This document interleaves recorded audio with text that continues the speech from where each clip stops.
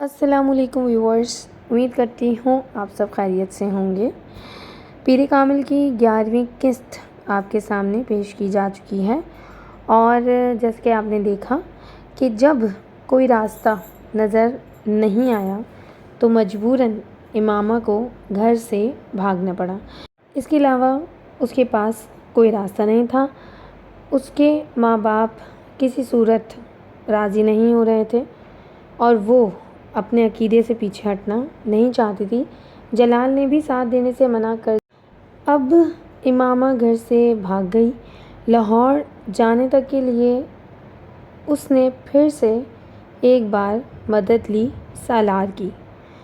اب سالار اسے لاہور میں کہاں چھوڑے گا اور امامہ آگے کا سفر کیسے طے کرے گی، یہ ہمیں پیر کامل کی آنے والی قسطوں میں پتہ چلے گا۔ ساتھ ہی سالار کو اب کن مشکلات کا سامنا کرنا پڑے گا، کیا وہ بہت آسانی سے اس تمام معاملے سے نکل جائے گا یا معاملات اور الجھتے جائیں گے؟ تو ہمارے ساتھ جڑے رہیے گا۔ ویڈیوز پسند آئے تو لائک ضرور کریے گا، اور جس نے ابھی تک چینل سبسکرائب نہیں کیا جلدی سبسکرائب کر دیں، اور بھی بہت سارے ناول آپ کے لیے لاتے رہیں گے۔ تو اب شروع کرنے جا رہے ہیں پیر کامل کی 12ویں قسط۔ میں گاڑی کچھ دیر کے لیے یہاں رکنا چاہ رہا ہوں، سالار نے سڑک کے کنارے بنے ہوئے ایک سستے قسم کے ہوٹل اور سروس اسٹیشن کو دیکھتے ہوئے کہا۔ میں ذرا ٹائر چیک کروانا چاہ رہا ہوں، گاڑی میں دوسرا ٹائر نہیں ہے، رستے میں اگر کہیں ٹائر فلیٹ ہو گیا تو بہت مسئلہ ہوگا۔ امامہ نے صرف سر ہلانے پر اکتفا کیا۔ وہ گاڑی موڑ کر اندر لے گیا۔ اس وقت دور کہیں فجر کی اذان ہو رہی تھی۔ ہوٹل میں کام کرنے والے 2-4 لوگوں کے علاوہ وہاں اور کوئی نہیں تھا۔ اسے گاڑی اندر لاتے دیکھ کر ایک آدمی باہر نکل آیا، شاید وہ گاڑی کی آواز سن کر آیا تھا۔ سالار گاڑی کا دروازہ کھول کر نیچے اتر گیا۔ وہ کچھ دیر سیٹ کی پشت سے سر ٹکائے آنکھیں بند کیے بیٹھی رہی۔ اذان کی آواز کچھ زیادہ بلند ہو گئی تھی۔ امامہ نے آنکھیں کھول دیں۔ کار کا دروازہ کھول کر وہ باہر نکل آئی۔ دروازہ کھلنے کی آواز پر سالار نے گردن موڑ کر اسے دیکھا تھا۔ یہاں کتنی دیر رکنا ہے؟ وہ سالار سے پوچھ رہی تھی۔ 10-15 منٹ۔ میں انجن بھی ایک دفعہ چیک کروانا چاہتا ہوں۔ میں نماز پڑھنا چاہتی ہوں، مجھے وضو کرنا ہے، اس نے سالار سے کہا۔ اس سے پہلے کہ سالار کچھ کہتا، اس آدمی نے بلند آواز میں اسے پکارتے ہوئے کہا، باجی، وضو کرنا ہے تو اس ڈرم سے پانی لے لیں۔ اور وہ نماز کہاں پڑھے گی؟ سالار نے اس آدمی سے پوچھا۔ یہ سامنے والے کمرے میں جائے نماز دے دیتا ہوں۔ وہ اب پائپ اتار رہا تھا۔ پہلے جائے نماز دے دوں، پھر انجن آ کر چیک کرتا ہوں، اس آدمی نے اس کمرے کی طرف جاتے ہوئے کہا۔ سالار نے دور سے امامہ کو اس ڈرم کے پاس کچھ تذبذب کی حالت میں کھڑے دیکھا۔ وہ لاشعوری طور پر آگے چلا آیا۔ وہ تار کول کا ایک بہت بڑا خالی ڈرم تھا جسے ایک ڈھکن سے کور کیا گیا تھا۔ اس میں سے پانی کیسے لوں؟ امامہ نے قدموں کی چاپ پر پیچھے مڑ کر دیکھا۔ سالار نے ادھر ادھر نظر دوڑائی۔ کچھ فاصلے پر ایک بالٹی پڑی ہوئی تھی۔ وہ اس بالٹی کو اٹھا لایا۔ میرا خیال ہے یہ اسی بالٹی کو پانی نکالنے کے لیے استعمال کرتے ہیں، اس نے امامہ سے کہتے ہوئے ڈرم کا ڈھکن اٹھایا اور اس میں سے پانی بالٹی میں بھر لیا۔ میں کرا دیتا ہوں وضو۔ سالار کو اس کے چہرے پر تذبذب نظر آیا، مگر پھر کچھ کہنے کے بجائے وہ اپنی آستین اوپر کرنے لگی۔ اپنی گھڑی اتار کر اس نے سالار کی طرف بڑھا دی اور پنجوں کے بل زمین پر بیٹھ گئی۔ سالار نے اس کے بڑے ہوئے ہاتھوں پر کچھ پانی ڈالا۔ امامہ کو بے اختیار جیسے کرنے لگا۔ اس نے یکدم اپنے ہاتھ پیچھے کر لیے۔ کیا ہوا؟ سالار نے کچھ حیرانی سے کہا۔ کچھ نہیں، پانی بہت ٹھنڈا ہے، تم پانی ڈالو۔ وہ ایک بار پھر ہاتھ پھیلا رہی تھی۔ سالار نے پانی ڈالنا شروع کر دیا۔ وہ وضو کرنے لگی۔ پہلی بار سالار نے اس کے ہاتھوں کو کونیوں تک دیکھا۔ کچھ دیر کے لیے وہ اس کی کلائیوں سے نظر نہیں ہٹا سکا، پھر اس کی نظر اس کی کلائیوں سے اس کے چہرے پر چلی گئی۔ وہ اپنی چادر کو ہٹائے بغیر بڑی احتیاط کے ساتھ سر، کانوں اور گردن کا مسح کر رہی تھی، اور سالار کی نظریں اس کے ہاتھوں کی حرکت کے ساتھ ساتھ سفر کر رہی تھیں۔ اس کی گردن میں موجود سونے کی چین اور اس میں لٹکنے والے موتی کو بھی اس نے پہلی بار دریافت کیا تھا۔ سالار نے اسے جتنی بار دیکھا تھا اسی طرح کی چادر میں دیکھا تھا۔ چادر کا رنگ مختلف ہوتا، مگر وہ ہمیشہ سے ایک ہی انداز میں لپیٹے ہوتی، وہ کبھی اس کے خد و خال پر غور نہیں کر سکا۔ پاؤں پر پانی میں خود ڈال لیتی ہوں۔ اس نے کھڑے ہوتے ہوئے سلار کے ہاتھ سے بالٹی کو پکڑ لیا جو اب تقریباً خالی ہونے کے والی تھی۔ سلار چند قدم پیچھے ہٹ کر محبت سے دیکھنے لگا۔ وہ وضو کر چکی تو سلار کی محبت ختم ہوئی۔ اس نے گھڑی اس کی طرف بڑھا دی۔ آگے پیچھے چلتے ہوئے وہ اس کمرے تک آئے جہاں وہ آدمی گیا تھا۔ وہ آدمی جب تک کمرے میں ایک طرف مصلی بچھا چکا تھا۔ امامہ خاموشی سے جائے نماز کی طرف بڑھ گئی۔ لاہور کی حدود میں داخل ہوتے ہی امامہ نے اس سے کہا، اب تم مجھے کسی بھی اسٹاپ پر اتار دو، میں چلی جاؤں گی۔ تم جہاں جانا چاہتی ہو میں تمہیں وہاں چھوڑ دیتا ہوں۔ اتنی دھند میں کسی ٹرانسپورٹ کا انتظار کرتے تمہیں بہت وقت لگے گا۔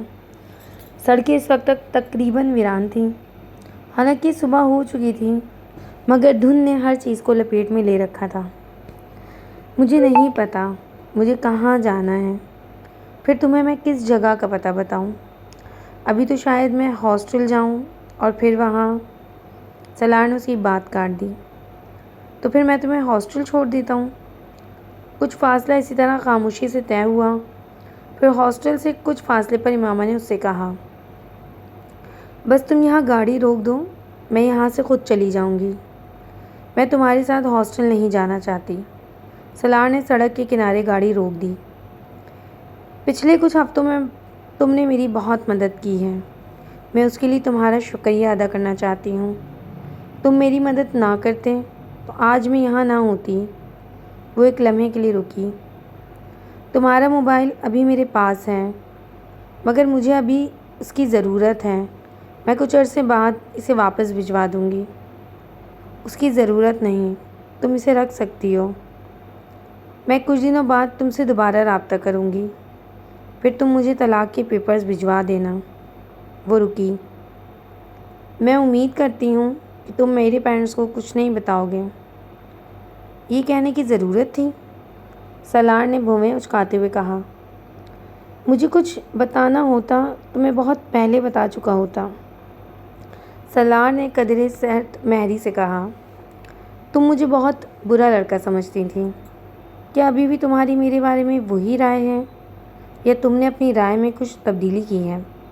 سلار نے اچانک تھیکی مسکراہٹ کے ساتھ اس سے پوچھا، تمہیں نہیں لگتا کہ میں دراصل بہت اچھا لڑکا ہوں؟ ہو سکتا ہے، امامہ نے مدھم آواز میں کہا۔ سلار کو اس کی بات پر جیسے شوق لگا۔ ہو سکتا ہے؟ وہ بے یقینی سے مسکرایا۔ ابھی بھی ہو سکتا ہے۔ تم بہت ناشکری ہو امامہ، میں نے تمہارے لیے اتنا کچھ کیا ہے جو اس زمانے میں کوئی لڑکا نہیں کرے گا اور تم پھر بھی مجھے اچھا ماننے پر تیار نہیں۔ میں ناشکری نہیں ہوں، مجھے اعتراف ہے کہ تم نے مجھ پر بہت احسان کیے ہیں اور شاید تمہاری جگہ کوئی دوسرا کبھی نہ کرتا۔ سلار نے اس کی بات کاٹ دی۔ تو میں اچھا ہوں نا؟ وہ کچھ نہیں بولی، صرف اسے دیکھتی رہی۔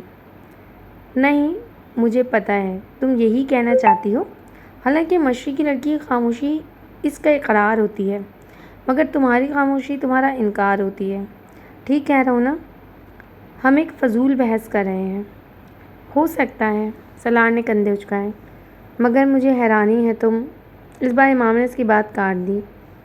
تم نے میرے لیے یقیناً بہت کچھ کیا ہے اور اگر میں تمہیں جانتی نہ ہوتی تو یقیناً میں تمہیں ایک بہت اچھا انسان سمجھتی اور کہہ بھی دیتی، مگر میں تمہیں اتنی اچھی طرح جانتی ہوں کہ میرے لیے کہنا مشکل ہے کہ تم ایک اچھے انسان ہو۔ وہ رکی۔ سلار پلکیں جھپکائے بغیر اسے دیکھتا رہا۔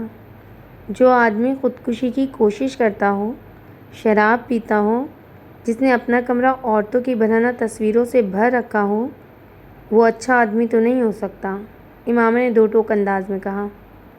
تم کسی ایسے آدمی کے پاس جاتی جو یہ تینوں کام نہ کرتا مگر تمہاری مدد بھی نہ کرتا تو کیا تمہارے لیے وہ اچھا آدمی ہوتا؟ سلار نے تیز آواز میں کہا، جیسے جلال النصر۔ امامہ کے چہرے کا رنگ بدل گیا۔ ہاں، اس نے میری مدد نہیں کی، مجھ سے شادی نہیں کی، مگر اس کا یہ مطلب نہیں ہے کہ وہ برا ہو گیا ہے۔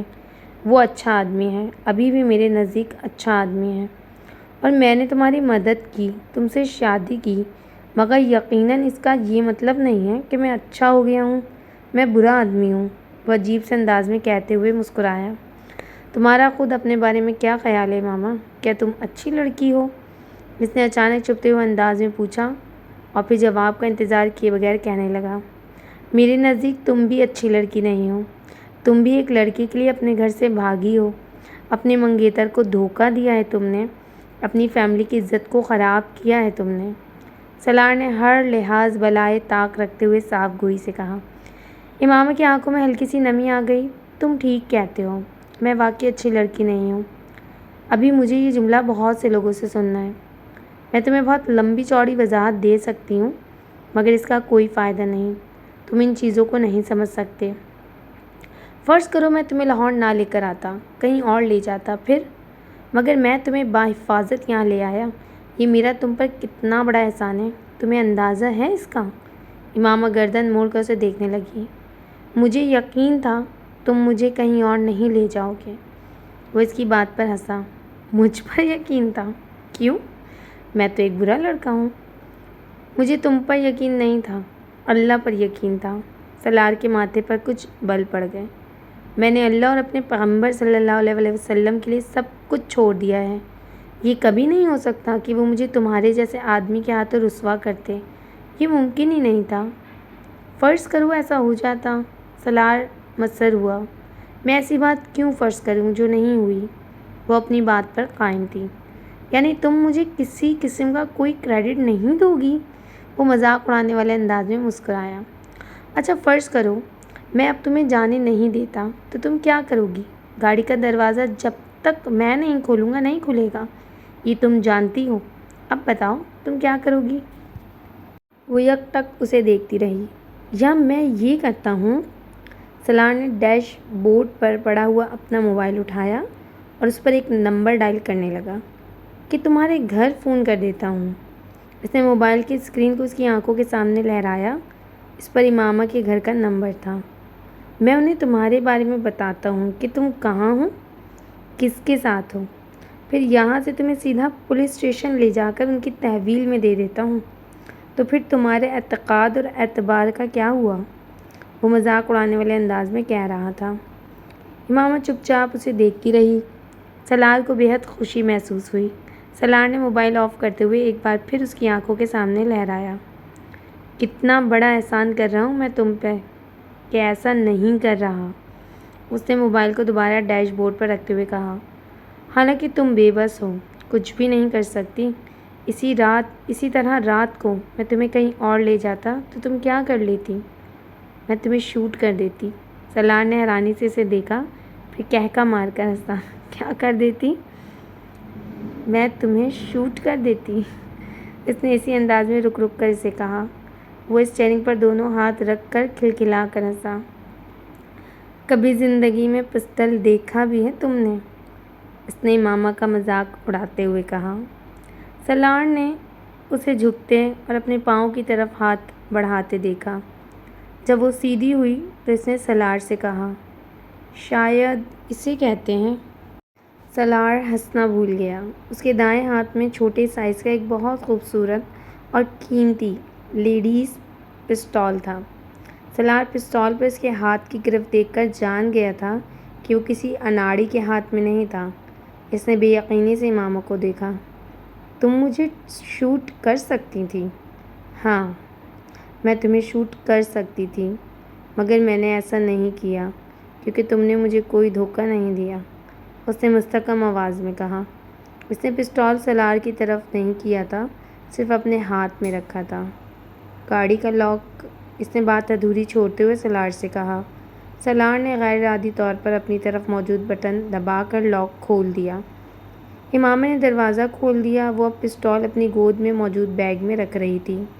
دونوں کے درمیان مزید کوئی بات نہیں ہوئی۔ امامہ نے گاڑی سے باہر نکل کر اس کا دروازہ بند کر دیا۔ سالار نے اسے تیز قدموں کے ساتھ ایک قریب آتی ہوئی ویگن کی طرف جاتے اور پھر اس میں سوار ہوتے دیکھا۔ اس کی قوت مشاہدہ بہت تیز تھی، کسی بھی شخص کے چہرے کو پڑھ سکتا تھا اور اسے اس چیز پر بڑا ظلم تھا، مگر وہاں اس دھند آلود سڑک پر گاڑی پر بیٹھے ہوئے اس نے اعتراف کیا وہ امامہ ہاشم کو نہیں جان سکا تھا۔ وہ اگلے کئی منٹ اسٹیئرنگ پر دونوں ہاتھ رکھے بے یقینی کے عالم میں وہیں بیٹھا رہا تھا۔ امامہ ہاشم کے لیے اس کی ناپسندیدگی میں کچھ اور اضافہ ہو گیا تھا۔ وہ واپسی پر دھند کی پرواہ کیے بغیر پوری رفتار سے گاڑی چلا کر آیا تھا۔ پورا رستہ اس کا ذہن اسی ادھیڑ بن میں لگا ہوا تھا کہ اس نے پستول آخر کہاں سے نکالا تھا۔ وہ پورے وثوق سے کہہ سکتا تھا کہ جس وقت وہ وضو کے لیے پاؤں دھو رہی تھی اس وقت وہ پستول اس کی پنڈلی کے ساتھ نہیں تھا، ورنہ وہ ضرور اسے دیکھ لیتا۔ بعد میں نماز پڑھنے کے دوران بھی وہ بغور اسے سر سے پاؤں تک دیکھتا رہا تھا۔ پستول تب بھی اس کی پنڈل کے ساتھ بندھا ہوا نہیں تھا۔ وہ برگر کھانے اور چائے پینے کے بعد گاڑی میں آ کر بیٹھ گئی تھی اور وہ کچھ دیر بعد گاڑی میں آیا تھا۔ وہ یقیناً گاڑی میں موجود اس کے بیگ میں ہی ہوگا، وہ اندازے لگاتا رہا۔ وہ جس وقت اپنے گھر پہنچا اس کا موڈ آف تھا۔ گیٹ سے گاڑی اندر لے جاتے ہوئے اس نے چوکیدار کو اپنی طرف بلایا۔ رات کو میں جس لڑکی کے ساتھ یہاں سے گیا تھا تم اس کے بارے میں کسی کو نہیں بتاؤ گے، بلکہ میں رات کو کہیں نہیں گیا، سمجھ میں آیا؟ اس نے تحقیرانہ انداز میں کہا۔ جی، میں کسی کو نہیں بتاؤں گا۔ چوکیدار نے فرمانبرداری سے سر ہلایا۔ وہ احمق نہیں تھا کہ ایسی چیزوں کے بارے میں کسی کو بتاتا پھرتا۔ اپنے کمرے میں آ کر وہ اطمینان کے ساتھ سو گیا۔ اس کا اس دن کہیں جانے کا ارادہ نہیں تھا۔ وہ اس وقت گہری نیند میں تھا جب اس نے اچانک کسی کو اپنے کمرے کے دروازے کو زور زور سے بجاتے سنا۔ وہ یکدم اٹھ کر بیٹھ گیا۔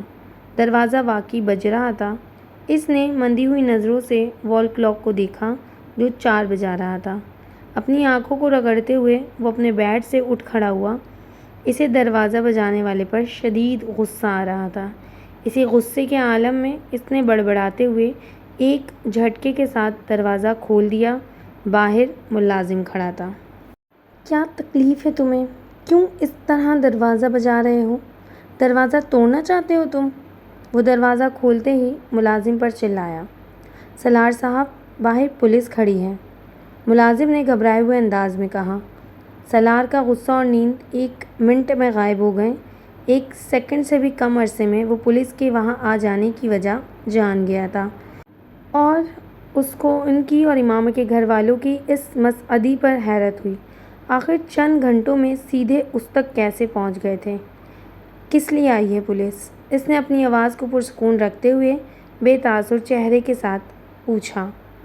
یہ تو جی پتہ نہیں، وہ بس کہہ رہے ہیں کہ آپ سے ملنا ہے، مگر چوکیدار نے گیٹ نہیں کھولا۔ اس نے ان سے کہہ دیا ہے کہ آپ گھر پر نہیں ہیں، مگر ان کے پاس آپ کے وارنٹ ہیں، اور وہ کہہ رہے ہیں کہ اگر انہیں اندر نہیں آنے دیا گیا تو وہ زبردستی اندر آ جائیں گے اور تمام لوگوں کو گرفتار کر کے لے جائیں گے۔ سالار نے بے اختیار اطمینان بھرا سانس لیا۔ چوکیدار نے واقعی بڑی عقل مندی کا مظاہرہ کیا تھا۔ اسے یقیناً یہ اندازہ ہو گیا تھا کہ پولیس رات والی لڑکی کے معاملے میں ہی تفتیش کے لیے وہاں آئی تھی، اس لیے اس نے نہ تو پولیس کو اندر آنے دیا، نہ ہی انہیں یہ بتایا کہ سالار گھر پر موجود تھا۔ تم فکر مت کرو، میں کچھ نہ کچھ کرتا ہوں، سالار نے ملازم سے کہا اور واپس اپنے بیڈ روم میں آ گیا۔ وہ کسی عام شہری کا گھر ہوتا تو پولیس شاید دیواریں پھلانگ کر بھی اندر موجود ہوتی، مگر اس وقت وارنٹ ہونے کے باوجود اس گھر کا سائز اور جس علاقے میں وہ واقع تھا انہیں خوف میں مبتلا کر رہے تھے۔ اگر امامہ کا خاندان بھی اثر و رسوخ والا نہیں ہوتا تو شاید اس وقت پولیس اس سیکٹر میں آنے اور خاص طور پر وارنٹ کے ساتھ آنے کی جرات ہی نہ کرتی، مگر اس وقت پولیس کے سامنے آگے کنواں پیچھے کھائی والی صورت تھی۔ سالار نے بیڈ روم کے اندر آتے ہی فون اٹھا کر کراچی سکندر عثمان کو فون کیا۔ پاپا، ایک چھوٹا سا پرابلم ہو گیا ہے، اس نے چھوٹتے ہی کہا۔ یہاں ہمارے گھر کے باہر پولیس کھڑی ہے اور ان کے پاس میری گرفتاری کا وارنٹ ہے۔ سکندر عثمان کے ہاتھ سے موبائل گرتے گرتے بچا۔ کیوں؟ یہ تو نہیں پتہ پاپا، میں سو رہا تھا، ملازم نے جگا کر مجھے بتایا۔ کیا میں جا کر پولیس والوں سے پوچھوں کہ وہ کس سلسلے میں مجھے گرفتار کرنا چاہتے ہیں؟ سالار نے بڑی فرمانبرداری اور معصومیت کے ساتھ سکندر عثمان سے پوچھا۔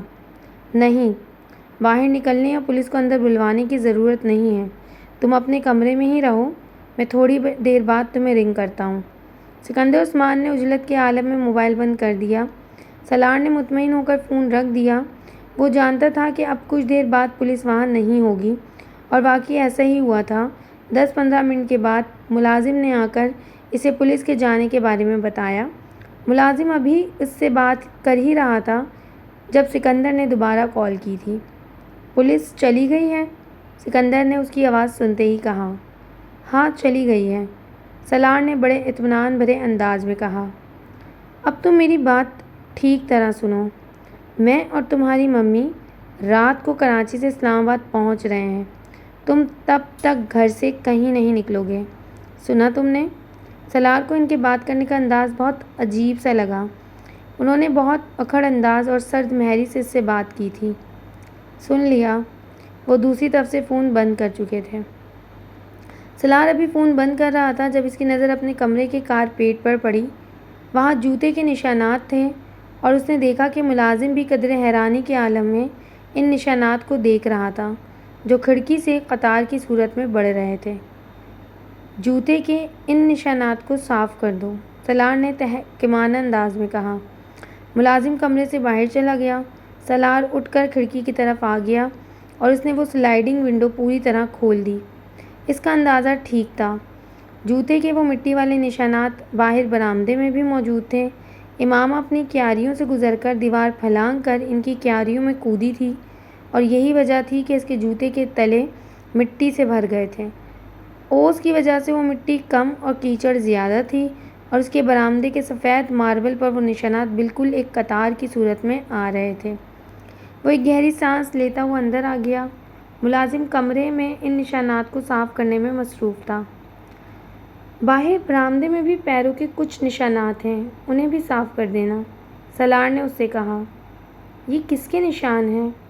ملازم زیادہ دیر اپنے تجسس پر قابو نہیں رکھ سکا۔ میرے، سلار نے اکھڑ لہجے میں کہا۔ وہ رات کو کھانا کھانے میں مصروف تھا جب سکندر عثمان اور طیبہ آ گئے تھے۔ ان دونوں کے چہرے ستے ہوئے تھے۔ سلار اطمینان سے کھانا کھاتا رہا۔ وہ دونوں سے مخاطب کیے بغیر اس کے پاس سے گزر کر چلے گئے تھے۔ کھانا ختم کر کے میرے کمرے میں آؤ، سکندر عثمان نے جاتے جاتے اس سے کہا تھا۔ سلار نے جواب دینے کے بجائے فروٹ ٹرائفل اپنی پلیٹ میں نکال لی۔ 15 منٹ بعد وہ جب ان کے کمرے میں گیا تو اس نے سکندر کو کمرے میں ٹہلتے ہوئے پایا، جبکہ طیبہ فکر مندی کے عالم میں صوفے پر بیٹھی ہوئی تھیں۔ پاپا، آپ نے بلوایا تھا، سلار نے اندر داخل ہوتے ہوئے کہا۔ بیٹھو، پھر تمہیں بتاتا ہوں کیوں بلایا ہے۔ سکندر عثمان نے اسے دیکھتے ہی ٹہلنا بند کر دیا۔ وہ بڑے اطمینان سے طیبہ کے برابر بیٹھ گیا۔ امامہ کہاں ہیں؟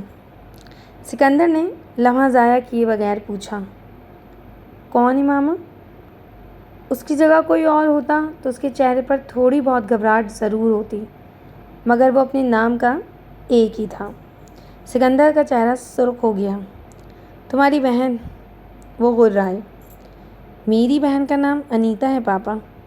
سلار کے اطمینان میں کوئی کمی نہیں آئی۔ تم مجھے صرف ایک بات بتاؤ، آخر تم مجھے اور کتنی بار اور کتنے طریقوں سے ذلیل کراؤ گے؟ اس بار سکندر عثمان دوسرے صوفے پر بیٹھ گئے۔ آپ کیا کہہ رہے ہیں پاپا؟ میری سمجھ میں نہیں آ رہا، سلار نے حیرانی سے کہا۔ حالانکہ تمہاری سمجھ میں اب سب کچھ آ رہا ہے، انہوں نے طنزیہ انداز میں کہا۔ دیکھو، مجھے آرام سے بتا دو، امامہ کہاں ہے؟ یہ معاملہ اتنا سیدھا نہیں ہے جتنا تم نے سمجھ لیا ہے۔ پاپا، آپ کس امامہ کی بات کر رہے ہیں؟ میں کسی امامہ کو نہیں جانتا، میں وسیم کی بہن کی بات کر رہا ہوں۔ سکندر عثمان اس پر غرائے۔ وسیم کی بہن؟ وہ کچھ سوچ میں پڑ گیا۔ اچھا، یاد آیا، وہ جس نے مجھے ٹریٹمنٹ دیا تھا لاسٹ ایئر۔ ہاں، وہی۔ اب چونکہ تمہاری یادداشت واپس آ گئی ہے، اس لیے مجھے یہ بھی بتا دو کہ وہ کہاں ہیں۔ پاپا، وہ اپنے گھر میں ہوگی یا میڈیکل کالج کے ہاسٹل میں، میرا اس سے کیا تعلق؟ اس نے حیرانی سے سکندر سے کہا۔ اس کے باپ نے تمہارے خلاف اپنی بیٹی کے اغوا کا کیس کروا دیا ہے۔ میرے خلاف؟ I don't believe it. میرا امامہ سے کیا تعلق ہے؟ اس نے پرسکون لہجے اور بے تاثر چہرے کے ساتھ کہا۔ یہی تو میں جاننا چاہتا ہوں کہ تمہارا اس کے ساتھ کیا تعلق ہے۔ پاپا میں اس کو جانتا تک نہیں ہوں، ایک دو بار کے علاوہ میں اس سے ملا تک نہیں، پھر اس کے اغوا سے میرا کیا تعلق، اور مجھے تو یہ بھی نہیں پتہ کہ وہ اغوا ہو گئی ہے۔ سلار ابھی ایکٹنگ بند کرو، مجھے بتا دو کہ وہ بچی کہاں ہے۔ میں نے ہاشم مبین سے وعدہ کیا ہے کہ میں ان کی بیٹی کو ان تک پہنچاؤں گا۔ تو آپ اپنا وعدہ پورا کریں، اگر ان کی بیٹی کو ان تک پہنچا سکتے ہیں تو ضرور پہنچائیں، مگر مجھے کیوں ڈسٹرب کر رہے ہیں؟ اس بار سلار نے ناگواری سے کہا۔ دیکھو سلار، تمہاری اور امامہ کے درمیان اگر کسی بھی قسم کی انڈرسٹینڈنگ ہے تو اب اس معاملے کو حل کر لیں گے، میں خود اس کے ساتھ تمہاری شادی کروا دوں گا۔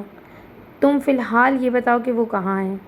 سکندر عثمان نے اس بار اپنے لب و لہجے میں تبدیلی لاتے ہوئے کہا۔ For God sake papa stop it, کون سی انڈرسٹینڈنگ، کیسی شادی؟ میری کسی کے ساتھ انڈرسٹینڈنگ ہوتی تو میں اسے اغوا کروں گا، اور میں انڈرسٹینڈنگ ڈیولپ کروں گا امامہ جیسی لڑکی کے ساتھ، وہ میری ٹائپ ہے؟ اس بار سلار نے بلند آواز میں کہا۔ تو پھر وہ تم پر اس کے اغوا کا الزام کیوں لگا رہے ہیں؟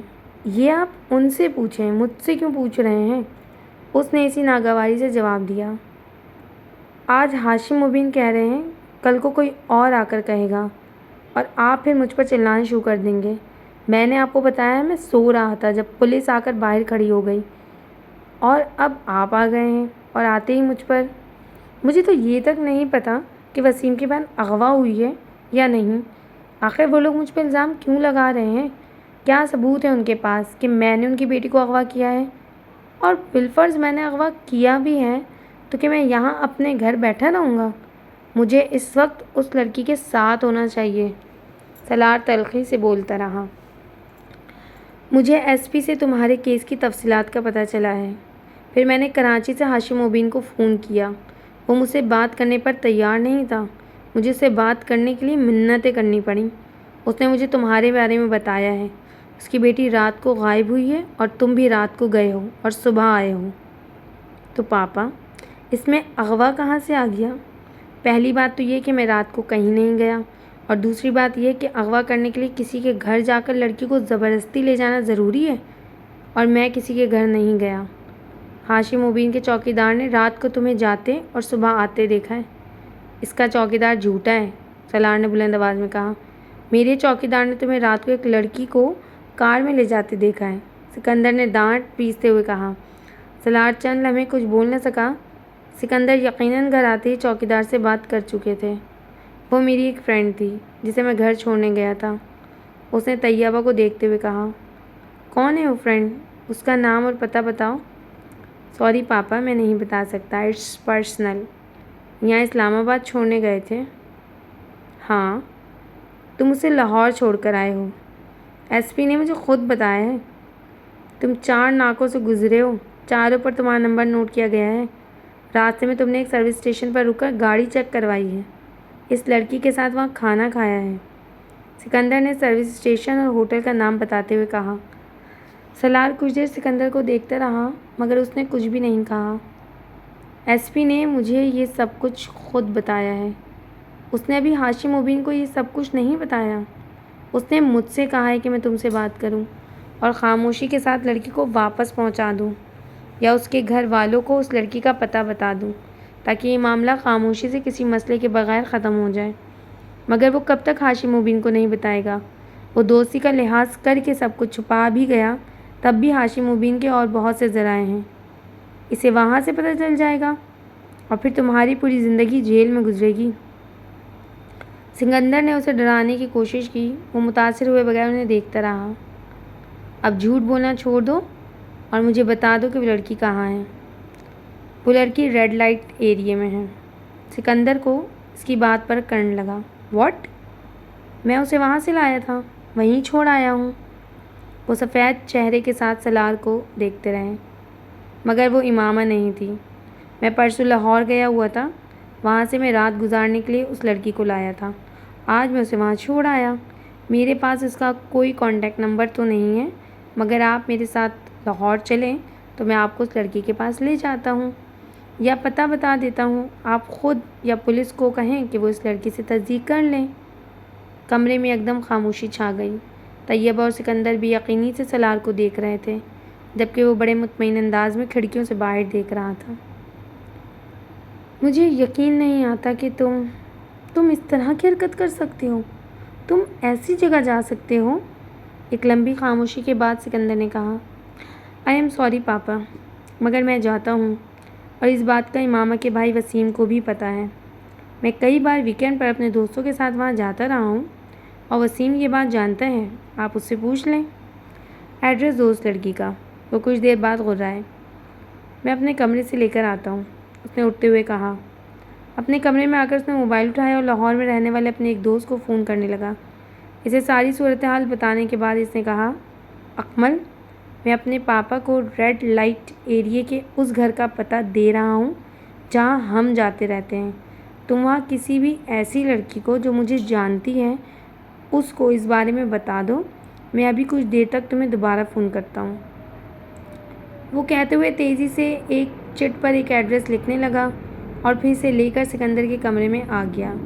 اس نے چٹ سکندر کے سامنے کر دی، جسے انہوں نے تقریباً چھین لیا۔ ایک نظر اس چٹ پر ڈال کر انہوں نے گشگمے نظروں سے اسے دیکھا۔ دفع ہو جائیں یہاں سے۔ وہ اطمینان سے انداز میں وہاں سے آ گیا۔ اپنے کمرے میں آ کر اس نے اکمل کو دوبارہ فون کیا۔ میں تمہیں وہاں پہنچ کر فون کرتا ہوں، اکمل نے اس سے کہا۔ وہ بیڈ پر لیٹ کر اس کا انتظار کرنے لگا۔ 15 منٹ کے بعد اکمل نے اسے فون کیا۔ سلار، میں نے سنیا کو تیار کیا ہے، اسے میں نے سارا معاملہ سمجھا دیا ہے۔ اکمل نے اسے بتا دیا، وہ سنیا کو جانتا تھا۔ اکمل، اب تم ایک کاغذ اور پینسل لو اور میں کچھ چیزیں لکھوا رہا ہوں، اسے لکھو، اس نے اکمل سے کہا اور پھر سے اپنے گھر کے بیرونی منظر اور لوکیشن کی تفصیلات لکھوانے لگا۔ یہ کیا؟ میں نے دیکھا ہوا ہے تمہارا گھر، اکمل نے کچھ حیرانی سے اس سے پوچھا۔ تم نے دیکھا ہے؟ سنیا نے تو نہیں دیکھا؟ یہ ساری تفصیلات میں سنیا کے لیے لکھوا رہا ہوں۔ اگر پولیس اس کے پاس آئی تو یہ ساری چیزیں اس سے پوچھے گی، صرف یہ تصدیق کرنے کے لیے کہ کیا وہ واقعی میرے ساتھ یہاں اسلام آباد میں تھی۔ وہ گاڑی میں چھپ کر آئی تھی اور رات کے وقت آئی تھی، اس لیے اسے زیادہ تفصیلات کا نہیں پتہ، مگر گھر کے اندر داخل ہوتے ہوئے دائیں اور بائیں دونوں طرف لان ہے۔ میری گاڑی کا رنگ سرخ تھا، اسپورٹس کار اور نمبر، وہ اسے لکھواتا گیا۔ ہم پولیس کے 4 ناکوں سے گزرے تھے۔ اس نے سفید شلوار قمیص، سفید چادر اور سیاہ سویٹر پہنا ہوا تھا۔ رستے میں ہم اس نام کے سروس اسٹیشن پر بھی رکے تھے۔ سلار نے نام بتایا۔ سروس اسٹیشن اور ہوٹل وہ دھند کی وجہ سے صحیح طرح نہیں دیکھ سکی۔ سلار یہ کے بعد دیگر ہر چیز کی تفصیل لکھواتا گیا۔ سروس اسٹیشن پر گاڑی ٹھیک کروانے والے آدمی سے لے کر چائے بنانے والے لڑکے کے حلیے اور اس کے کمرے کی تفصیلات، انہوں نے کیا کھایا تھا، سلار اور لڑکے کے درمیان کیا گفتگو ہوئی تھی، اس نے چھوٹی چھوٹی تفصیلات اسے لکھوائی تھیں۔ اس نے اپنے گھر کے پورچ سے لے کر اپنے کمرے تک کے راستے اور اپنے کمرے کا تمام حلیہ بھی اسے نوٹ کروا دیا تھا۔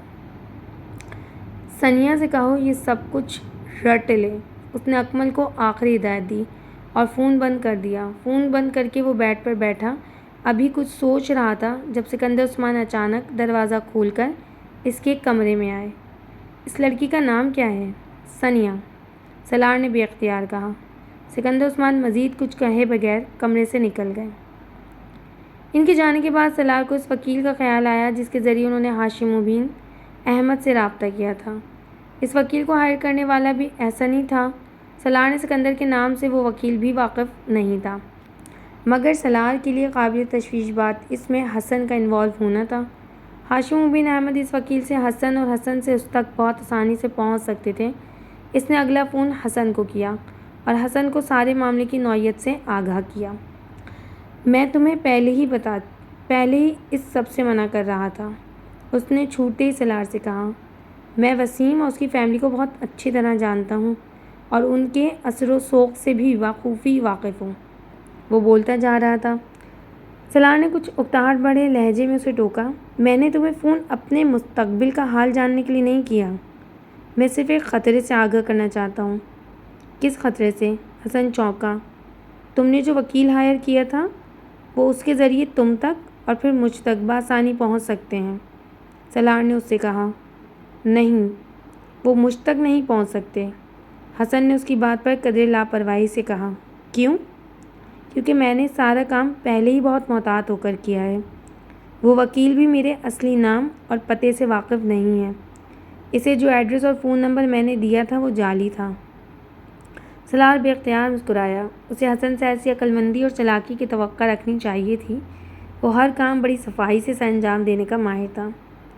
میں صرف اس کے پاس ایک بار گیا تھا، پھر فون پر ہی رابطہ کیا، اور اس ملاقات میں بھی میرا حلیہ بالکل مختلف تھا۔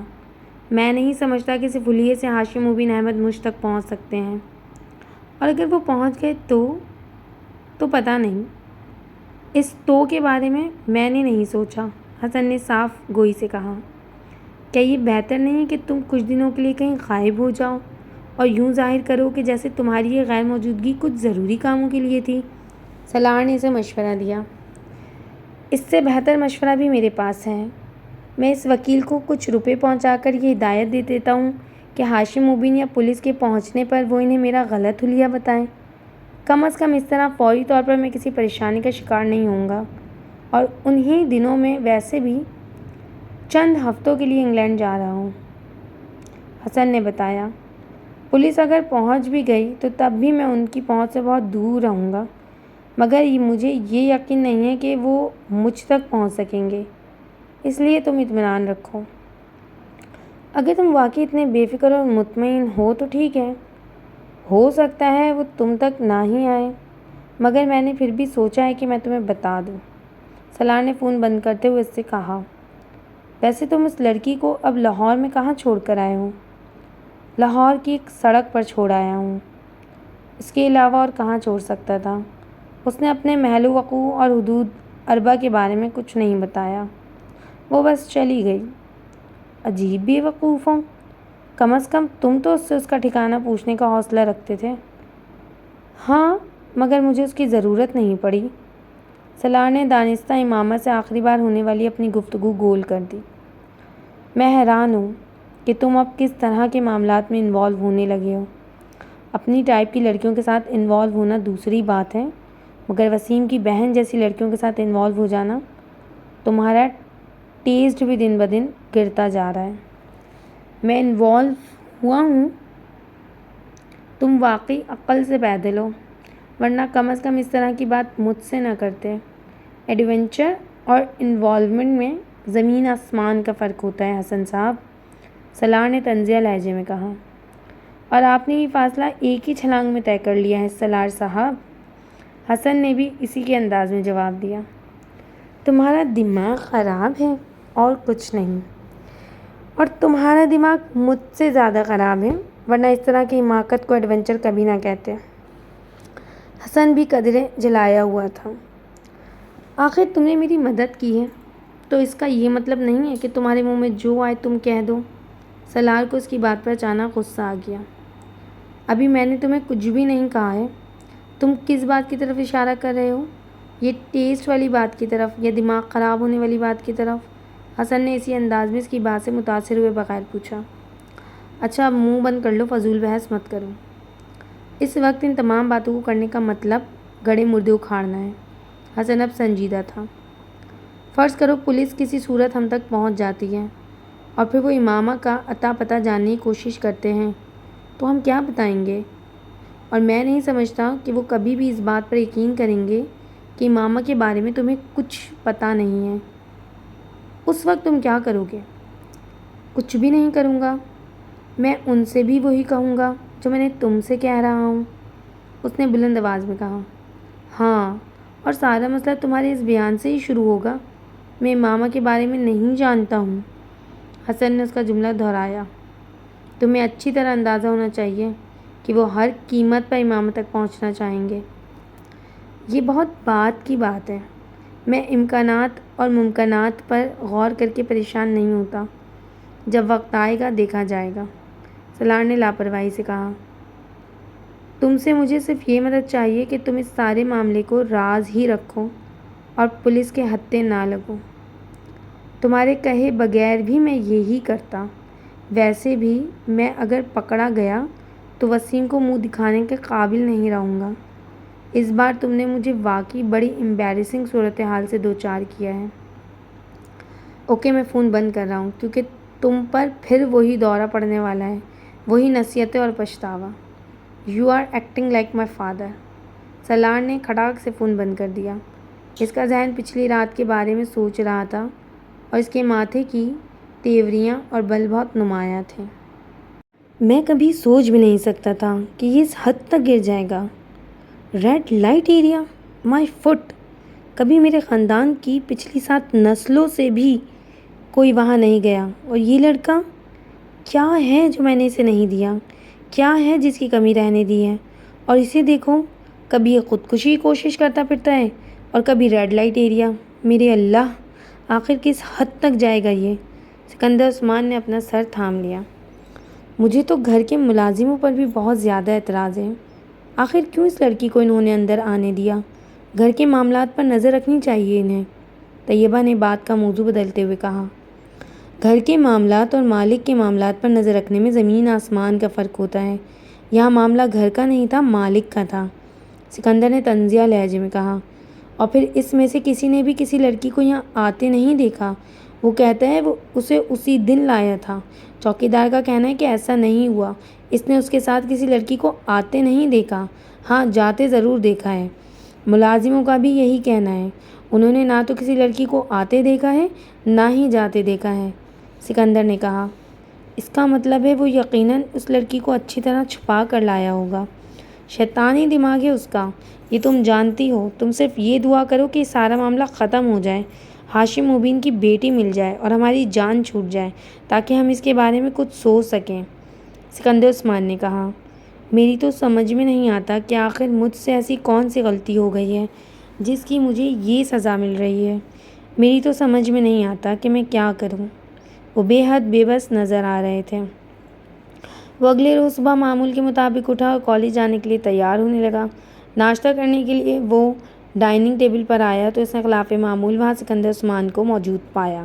وہ عام طور پر اس وقت ناشتہ نہیں کیا کرتے تھے، ذرا دیر سے فیکٹری جایا کرتے تھے۔ سالار کو اس وقت انہیں وہاں موجود پا کر کچھ حیرت ہوئی، مگر ان کے ستے ہوئے چہرے اور سرخ آنکھوں سے اندازہ ہو رہا تھا کہ شاید وہ ساری رات نہیں سو سکے۔ سالار کو صبح صبح باہر نکلنے کے لیے تیار دیکھ کر انہوں نے قدرے درشتی سے اس سے کہا، تم کہاں جا رہے ہو؟ کالج۔ دماغ ٹھیک ہے تمہارا؟ میرے گلے میں یہ مصیبت ڈال کر تم خود کالج جا رہے ہو؟ جب تک یہ معاملہ ختم نہیں ہو جاتا تم کہیں نہیں جاؤ گے۔ تمہیں پتہ ہے تم کتنے خطرے میں ہو؟ کیسا خطرہ؟ وہ ٹھٹکا۔ میں نہیں چاہتا ہاشم مبین تمہیں کوئی نقصانات پہنچائے، اس لیے فی الحال تمہارے لیے یہی بہتر ہے کہ تم گھر پر رہو، سکندر عثمان نے دو ٹوک لہجے میں کہا۔ اس کی بیٹی مل جائے پھر تم دوبارہ کالج جانا شروع کر دینا۔ اس کی بیٹی اگر 1 سال نہیں ملے گی تو کیا میں 1 سال تک اندر بیٹھا رہوں گا؟ آپ نے اسے میرے بیان کے بارے میں بتایا نہیں ہے، سالار نے تیز لہجے میں کہا۔ میں اسے بتا چکا ہوں، ثانیہ نے بھی تمہاری بات کی تصدیق کر دی تھی۔ ان کے لہجے میں ثانیہ کا نام لیتے ہوئے تلخی تھی۔ مگر ہاشم مبین ابھی بھی مصر ہے کہ اس کی بیٹی کو تم نے ہی اغوا کیا ہوا ہے۔ تو میں کیا کروں؟ اسے یقین نہیں آتا تو نہ آئے، مجھے کیا فرق پڑتا ہے، سالار نے لاپرواہی سے کہتے ہوئے ناشتے کی طرف ہاتھ بڑھایا۔ تمہیں فرق نہیں پڑتا، مجھے پڑتا ہے۔ تم ہاشم مبین احمد کو نہیں جانتے، وہ کتنے اثر و رسوخ والا آدمی ہے اور کس حد تک جا سکتا ہے، اس کا اندازہ صرف مجھے ہے۔ میں نہیں چاہتا کہ وہ تمہیں کوئی نقصان پہنچائے، اس لیے ابھی تم گھر پر ہی ہو، سکندر عثمان نے اس بار کچھ نرم لہجے میں کہا۔ شاید انہیں اندازہ ہو گیا تھا کہ ان کی سختی کا کوئی اثر نہیں ہوا، وہ ان کی بات نہیں مانے گا۔ پاپا، میری اسٹڈیز کا حرج ہوگا، سوری، میں گھر پر نہیں بیٹھ سکتا۔ سالار سکندر عثمان کے لہجے کی نرمی سے متاثر نہیں ہوا۔ تمہارا حرج ہوتا ہے یا نہیں، مجھے اس سے کوئی دلچسپی نہیں ہے، میں صرف تمہیں گھر پر چاہتا ہوں، سمجھے تم؟ اس بار انہوں نے اچانک بھڑک کر بلند آواز میں اس سے کہا۔ کم از کم آج تو مجھے جانے دیں، آج مجھے بہت سے ضروری کام نمٹانے ہیں۔ سالار یکدم ان کے غصے پر کچھ پزل ہوا۔ تم وہ کام ڈرائیور کو بتا دو، وہ کر دے گا، یا پھر کسی دوست سے فون پر بات کر لو، سکندر نے حتمی انداز میں کہا۔ مگر پاپا، آپ مجھے اس طرح، سکندر عثمان نے اس کی بات نہیں سنی۔ وہ ڈائننگ روم سے نکل رہے تھے۔ وہ کچھ دیر بلند آواز میں بڑبڑاتا رہا، پھر تنگ آ کر خاموش ہو گیا۔ وہ جانتا تھا کہ سکندر عثمان اسے باہر نکلنے نہیں دیں گے، مگر اسے بات کی توقع نہیں تھی۔ اس کا خیال تھا کہ ثانیہ کو سامنے لانے پر اس کی اپنی فیملی کے ساتھ ہاشم مبین بھی مطمئن ہو جائیں گے اور کم از کم یہ مصیبت ان کے کندھوں سے اتر جائے گی۔ مگر اس کے لیے سکندر عثمان کا یہ انکشاف حیران کن تھا کہ ہاشم مبین نے ابھی بھی اس کے بیان پر یقین نہیں کیا تھا۔ سالار وہاں بیٹھا ناشتہ کرتے ہوئے کچھ دیر ان تمام معاملات کے بارے میں سوچتا رہا۔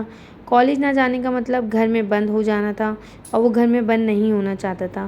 اس کا موڈ یکدم آف ہو گیا۔ ناشتہ کرتے کرتے اس نے اسے ادھورا چھوڑ دیا اور اپنے کمرے کی طرف چل دیا۔ سکندر صاحب، میں آپ سے ایک بات کہنا چاہتی ہوں۔ وہ لاؤنج میں بیٹھے تھے جب ملازمہ کچھ جھجکتے ہوئے ان کے پاس آئی۔ ہاں کہو، پیسوں کی ضرورت ہے، سکندر عثمان نے اخبار پڑھتے ہوئے کہا۔ وہ اس معاملے میں خاصے فراغ دل تھے۔ نہیں صاحب جی، ایسی کوئی بات نہیں ہے، میں کچھ اور کہنا چاہتی ہوں آپ سے۔ بولو۔ وہ ہنوز اخبار میں منہمک تھے۔ ملازمہ کچھ پریشان ہونے لگی۔ ناصرہ نے بہت سوچ سمجھ کر سالار اور امامہ کے بارے میں سکندر عثمان کو بتانے کا فیصلہ کیا تھا، کیونکہ اسے یہ سب کچھ اب بہت پریشان کن لگ رہا تھا۔ وہ نہیں چاہتی تھی کہ جلد یا بدیر یہ پتہ چل جائے کہ وہ ان دونوں کے درمیان رابطے کا ذریعہ وہ تھی، اور پھر اسے اور اس کے پورے خاندان کو پولیس کا سامنا کرنا پڑے۔ اسی لیے اپنے شوہر سے مشورے کے بعد اس نے سکندر عثمان کو سب کچھ بتانے کا فیصلہ کیا تھا، تاکہ کم از کم وہ دونوں گھر والوں میں سے کسی ایک کی ہمدردی اپنے ساتھ رکھیں۔ چپ کیوں ہو، بولو، سکندر عثمان نے اسے خاموش پا کر ایک بار پھر اس سے کہا۔ ان کی نظریں ابھی بھی اخبار پر جمی ہوئی تھیں۔ سکندر صاحب، میں آپ کو سالار صاحب کے بارے میں کچھ بتانا چاہتی ہوں، ناصرہ نے بالآخر ایک طویل توقف کے بعد کہا۔ سکندر عثمان نے بھی اخبار اپنے چہرے کے سامنے سے ہٹا کر اسے دیکھا۔ سالار کے بارے میں کیا کہنا چاہتی ہو؟ انہوں نے اخبار کو سامنے سینٹر ٹیبل پر پھینکتے ہوئے سنجیدگی سے کہا۔ سالار صاحب اور امامہ بی بی کے بارے میں کچھ بتانا چاہتی ہوں۔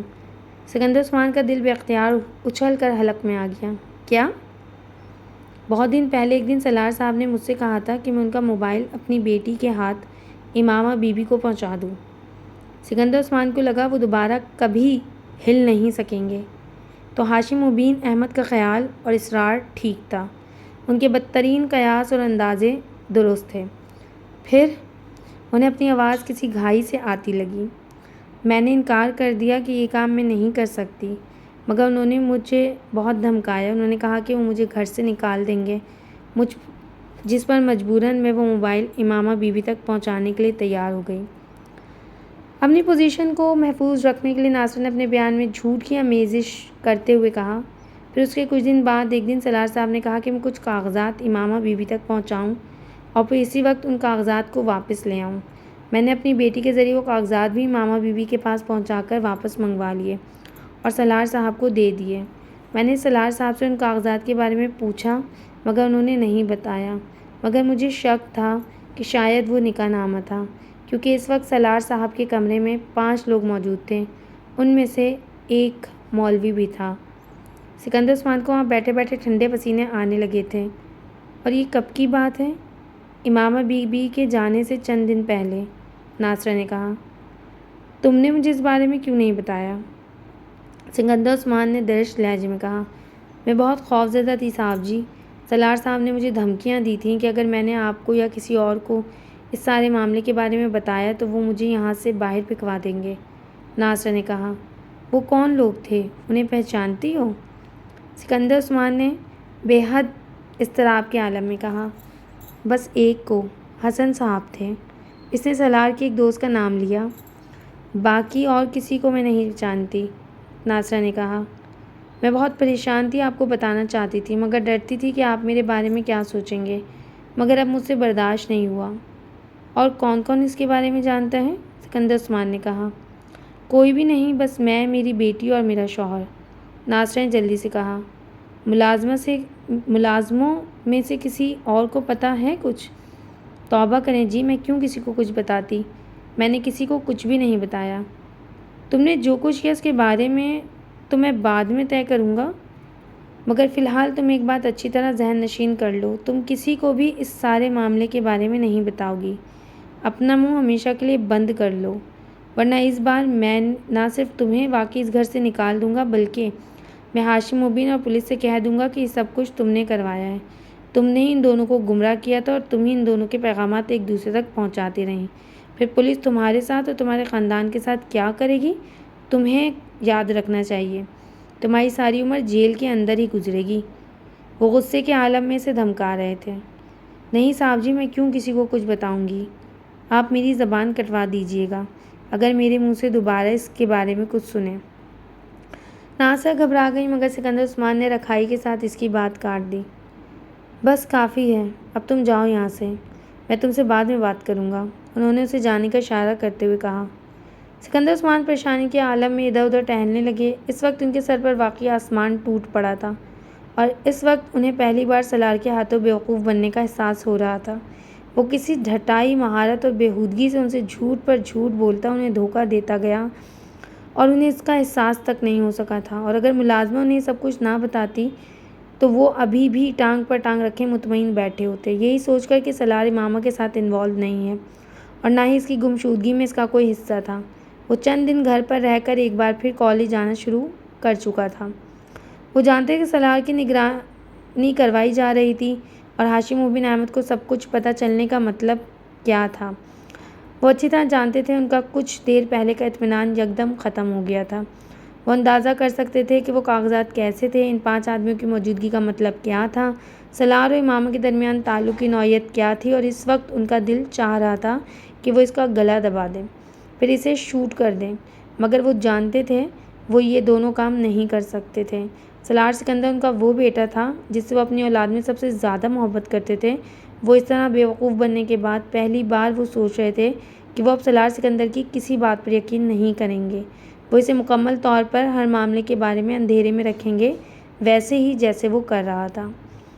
اس کی امامہ سے جان پہچان کیسی ہوئی؟ سکندر عثمان نے اپنے گھر میں بے چینی سے ٹہلتے ہوئے طیبہ سے پوچھا۔ مجھے کیا پتا کہ اس کی جان پہچان امامہ سے کیسی ہوئی؟ کوئی بچہ تو ہے نہیں کہ میری انگلی پکڑ کر چلتا ہوں، طیبہ نے قدرے خفی سے کہا۔ میں نے تم سے بہت بار کہا تھا کہ اس پر نظر رکھا کرو، مگر تمہیں اپنی ایکٹیویٹیز سے فرصت ملے تو تم کسی اور کے بارے میں سوچو۔ اس پر توجہ دینا صرف میرا ہی فرض کیوں ہے؟ طیبہ یکدم بھڑک اٹھی۔ آپ کو بھی تو اپنی ایکٹیویٹیز چھوڑ دینی چاہیے، سارا الزام میرے ہی سر کیوں؟ میں تم کو الزام نہیں دے رہا، اور اس بحث کو ختم کرو۔ امامہ کے ساتھ شادی؟ تم اندازہ کر سکتی ہو کہ ہاشم مبین کو جب اس تعلق کا پتہ چلے گا تو وہ کیا تماشا کھڑا کریں گے؟ مجھے یہ سوچ کر شوق لگ رہا ہے کہ اس نے ایسی حرکت کرنے کا سوچ کیسے لیا۔ اسے بالکل بھی احساس نہیں ہوا کہ ہماری اور ہماری فیملی کی سوسائٹی میں کتنی عزت ہے۔ سکندر عثمان طیبہ کے قریب صوفے پر بیٹھے ہوئے بولے۔ ایک پرابلم ختم ہوتی ہے تو ہمارے لیے دوسری پرابلم شروع کر دیتا ہے۔ یہ سارا چکر اسی وقت شروع ہوا ہوگا جب پچھلے سال اس نے خودکشی کی کوشش کے بعد اس کی جان بچائی تھی۔ ہم بیوقوف تھے کہ ہم نے اس معاملے پر نظر نہیں رکھی، ورنہ شاید یہ سب بہت پہلے سامنے آ جاتا۔ سکندر عثمان اپنی کنپٹی مسلتے ہوئے کہنے لگے۔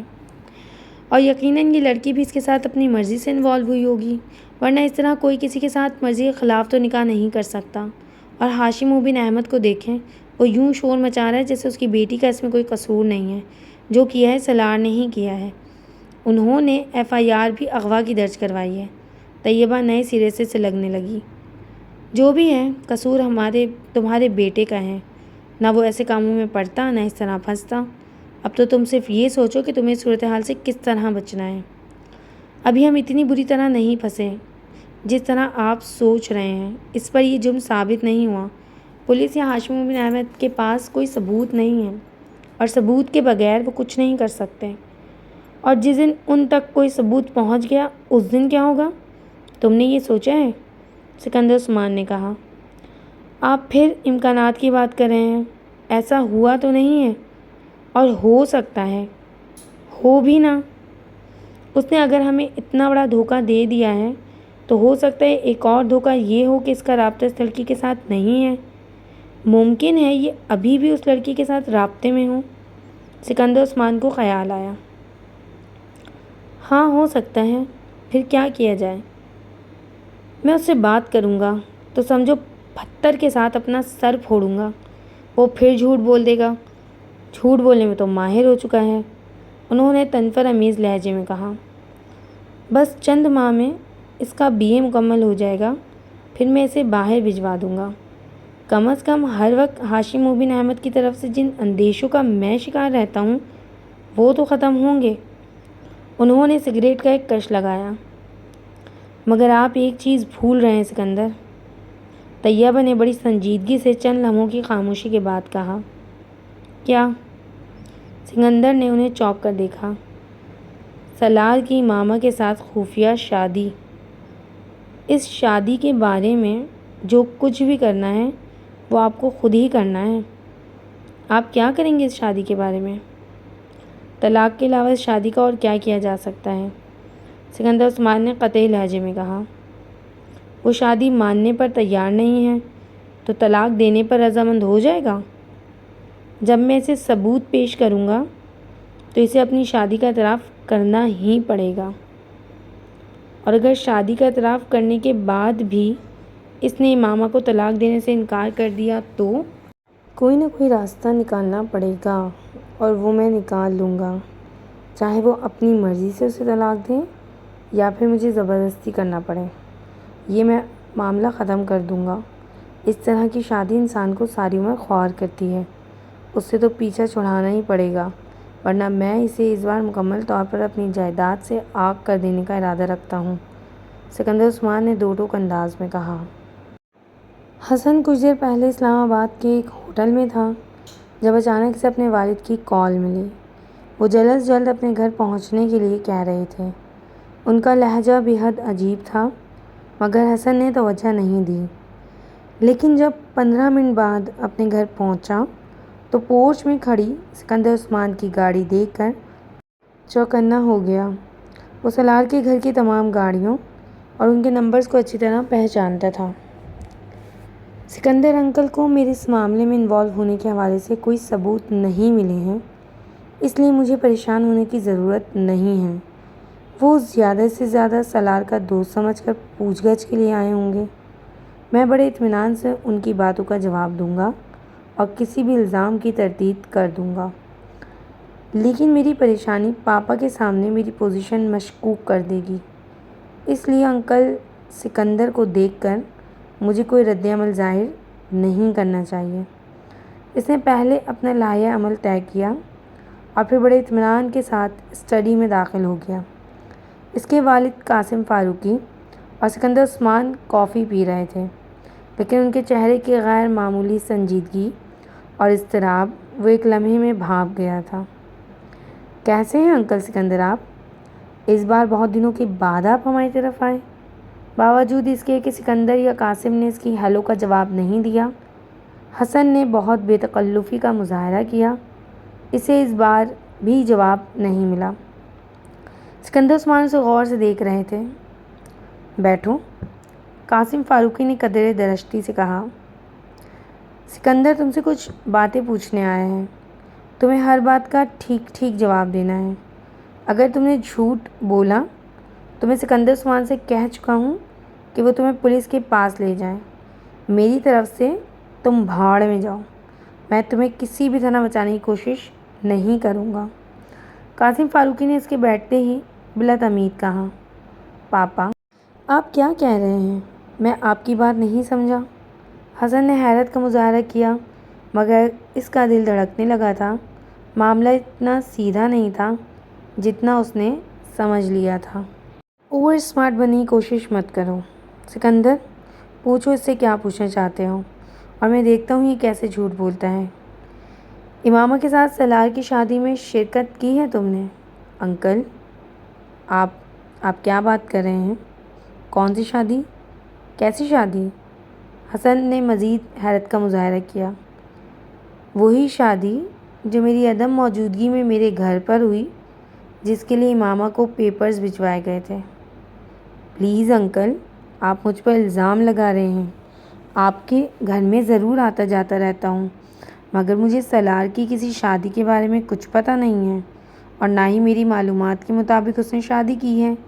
مجھے تو اس لڑکی کا بھی نہیں پتہ جس کا آپ نام لے رہے ہیں۔ ہو سکتا ہے سالار کی کسی لڑکی کے ساتھ انوالومنٹ ہو، مگر اس کے بارے میں نہیں جانتا۔ وہ ہر بات مجھے نہیں بتاتا۔ سکندر عثمان اور قاسم فاروقی خاموشی سے اس کی بات سنتے رہے۔ وہ خاموش ہوا تو سکندر عثمان نے اپنے سامنے پڑا ہوا ایک لفافہ اٹھایا اور اس میں موجود چند کاغذ نکال کر اس کے سامنے رکھ دیے۔ حسن کا رنگ پہلی بار اترا۔ وہ امامہ اور سالار کا نکاح نامہ تھا۔ اس پر دیکھو، تمہاری سگنیچرز ہے نا؟ सिकंदर ने सर्द लहजे में पूछा। अगर इस सवाल उन्होंने कासिम फारूकी के सामने ना किया होता तो वह इन दस्तखत को अपने दस्तखत मानने से इनकार कर देता, मगर इस वक्त वो ऐसा नहीं कर सकता था। ये मेरी सिग्नेचर्स हैं, मगर मैंने नहीं किए, इसने अखलाते हुए कहा। फिर किसने किए हैं? तुम्हारे फरिश्तों ने या सलार ने? कासिम फारूकी ने तंजिया लहजे में कहा। हसन कुछ बोल नहीं सका। वो आवाज़ बाख्ता सा बारी बारी उन्हें देखने लगा। इसके वहम गुमान में भी नहीं था कि सिकंदर उस्मान इस तरह इसके सामने वो निकाहनामा निकाल कर रख देंगे। वो ये भी नहीं जानता था कि उन्होंने वो निकाहनामा कहाँ से हासिल किया था, सलार से या फिर उसकी सारी अक्लमंदी और चालाकी धरी की धरी रह गई थी। तुम ये नहीं मानोगे कि सलार का इमामा के साथ निकाह तुम्हारी मौजूदगी में हुआ है, कासिम फारूकी ने उखड़े हुए लहजे में से कहा। पापा, इसमें मेरा कोई कसूर नहीं है। ये सब सलार की ज़िद पर हुआ था। उसने मुझे मजबूर किया था। हसन ने यकदम सब कुछ बताने का फ़ैसला कर लिया था। कुछ भी छुपाने का अब कोई फ़ायदा नहीं था। वो झूठ बोलता तो अपनी पोजीशन और ख़राब करता। मैंने उसे समझाया था, मगर कासिम फारूकी ने उसकी बात काट दी। इस वक्त तुम्हें यहाँ सफाइयाँ या वजाहतें पेश करने के लिए नहीं बुलाया। तुम मुझे सिर्फ ये बताओ कि इस लड़की को इसने कहाँ रखा हुआ है। पापा, मुझे इसके बारे में कुछ पता नहीं है, हसन ने तेज़ी से कहा। तुम फिर झूठ बोल रहे हो। आई स्वेयर पापा, मुझे वाकई कुछ पता नहीं है। वो इसे लाहौर छोड़ आया था। ये झूठ तुम किसी और से बोलना, मुझे सिर्फ सच बताओ। कासिम फारूकी ने एक बार फिर इसे तंदोतज़ लहजे में कहा। मैं झूठ नहीं बोल रहा पापा, हसन ने एहतजाज किया। लाहौर कहाँ छोड़ आया था? किसी सड़क पर। उसने कहा था वो खुद चली जाएगी। तुम मुझे या सिकंदर को बेवकूफ़ समझ रहे हो? उसने उस लड़की से शादी की और फिर उसे एक सड़क पर छोड़ दिया। बेवकूफ़ मत बनाओ हमें, कासिम फारूकी भड़क उठे। मैं सच कह रहा हूँ पापा। उसने कम अज़ कम मुझसे यही कहा था कि वो उस लड़की को सड़क पर छोड़ आया था। तुमने उससे पूछा नहीं कि फिर उसने उस लड़की के साथ शादी क्यों की, अगर उसे यही करना था? पापा, उसने ये शादी उस लड़की की मदद के लिए की थी। उसके घर वाले ज़बरदस्ती उसकी शादी किसी लड़के से करना चाहते थे। वो नहीं करना चाहती थी। उसने सलार से रब्ता किया और मदद मांगी, और सलार इसकी मदद पर तैयार हो गया।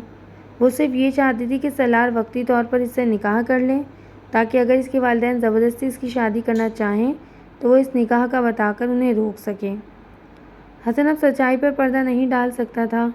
इसने पूरी बात बताने का फ़ैसला किया। अगर ज़रूरत पड़े तो बैल्फ के ज़रिए इसको रिहाई दिलवाई जा सके, मगर ये कोई मोहब्बत वगैरह की शादी नहीं थी। वो लड़की वैसे भी किसी और लड़के को पसंद करती थी। आप इस निकाहनामे को देखें, इसमें भी इसने तलाक़ का हक़ पहले ही ले लिया है, ताकि ज़रूरत पड़ने पर वो सलार से रब्ता किए बगैर ही तलाक़ हासिल कर ले। बस या कुछ और? कासिम फारूक ने उससे कहा। हसन कुछ नहीं बोला, खामोशी से उन्हें देखता रहा। मैं क़तन तुम्हारी किसी बात पर यकीन करने को तैयार नहीं हूँ। तुमने बहुत अच्छी कहानी बनाई है, मगर मैं कोई बच्चा नहीं हूँ कि इस कहानी पर यकीन कर लूँ। तुम्हें अब इमामा तक पहुँचने में सिकंदर की मदद करनी है, कासिम फारूकी ने क़ती लहजे में कहा। पापा, ये मैं कैसे कर सकता हूँ? मुझे उसके बारे में कुछ पता नहीं है, हसन ने एहतजाज किया। तुम ये कैसे करोगे, ये तुम खुद जान सकते हो। मुझे सिर्फ ये बताना था कि तुम्हें क्या करना है। पापा प्लीज़, आप मुझ पर यकीन करें। मैं मामा के बारे में कुछ नहीं जानता। निकाह करवाने के अलावा मैंने और कुछ नहीं किया, हसन ने कहा। तुम इसके इतने करीब होकर अपनी खुफिया शादी में वो तुम्हें गवाह के तौर पर ले रहा है, मगर तुम्हें ये नहीं पता कि इसकी बीवी घर से भागने के बाद अब कहाँ है। मैं ये मानने पर तैयार नहीं हूँ हसन, किसी सूरत में भी नहीं, कासिम फारूकी ने दो टोक अंदाज में कहा। तुम्हें अगर पता नहीं है तो भी तुम इसका पता कराओ कि वो कहाँ है। सलार तुमसे कुछ नहीं छिपाएगा। पापा, वो बहुत सी बातें मुझे भी नहीं बताता। वो सब बातें तुम्हें बताता है या नहीं, मैं फ़िलहाल सिर्फ एक चीज़ में दिलचस्पी रखता हूँ, और वो इमामा के बारे में मालूमात हैं। तुम हर तरीके से इस इमामा का पता हासिल करो اور سالار کو کسی بھی طرح یہ پتہ نہیں چلنا چاہیے کہ سکندر کو اس کی شادی کی اطلاع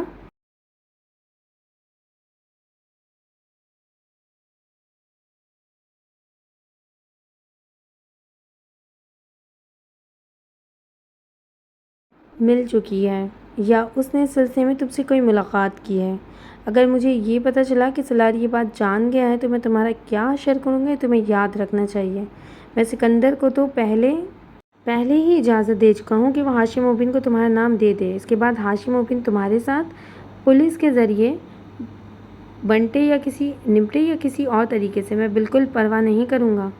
اور اب تم یہ طے کر لو کہ تم نے سالار کے ساتھ دوستی نبھانی یا پھر اس گھر میں رہنا ہے۔